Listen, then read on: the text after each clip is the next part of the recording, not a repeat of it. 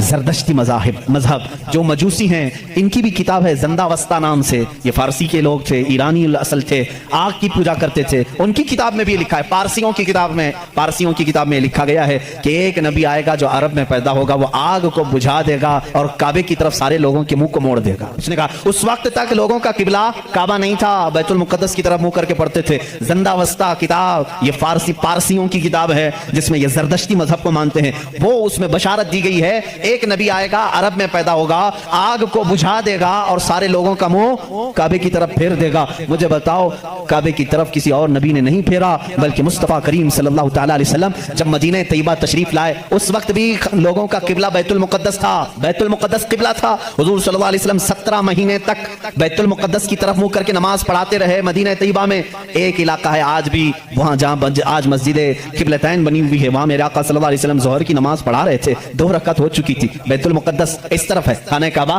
اس طرف ہے، دونوں اپوزٹ سائیڈ میں ہے۔ بیت المقدس کی طرف منہ کر کے میرے آقا امام ہے، نماز پڑھا رہے ہیں، پیچھے صحابہ کی صفیں، 2 رکعت ہوئی تھی۔ حضور کے دل میں یہ خیال آنے لگا کاش ہمارا چہرہ کعبے کی طرف ہوتا تو اچھا ہوتا۔ بیت المقدس بھی افضل ہے لیکن کعبہ وہ ہے جہاں میرے آقا کی ولادت ہوئی ہے۔ میرے آقا کا آبائی وطن، حضور کعبے سے نہایت محبت کرتے تھے، اگر ہمارا قبلہ ہمارے چہرے کا رخ اس طرف ہوتا تو زیادہ اچھا ہوتا۔ یہ دل میں خیال کر کے میرے آقا آسمان کی طرف یوں دیکھ رہے تھے، کب نماز کی حالت میں 2 رکعت ہو چکی ہے، دوسرے پارے کا پہلا صفحہ ہے۔ رب تعالیٰ نے اسی وقت جبرائیل کو آیت دے کر بھیجا، فَلَنُوَلِّيَنَّكَ قِبْلَةً تَرْضَاهَا۔ آیت کہتی ہے قَدْ نَرَىٰ تَقَلُّبَ وَجْهِكَ فِي السَّمَاءِ، اے محبوب ہم آپ کا آسمان کی طرف چہرہ اٹھانا دیکھ رہے ہیں، ہم عنقریب آپ کے چہرے کو اسی طرف پھیریں گے جہاں آپ کی خوشی ہے۔ اتنی آیت نہیں آئی، اس کے فوراً بعد اسی آیت میں جبرائیل امین یہ آیت لے کر کے آئے، فَوَلِّ وَجْهَكَ شَطْرَ الْمَسْجِدِ الْحَرَامِ، اے نبی دیر کس بات کی، اثر میں نہیں، ابھی آپ اپنا چہرہ کعبے کی طرف فرمائیں۔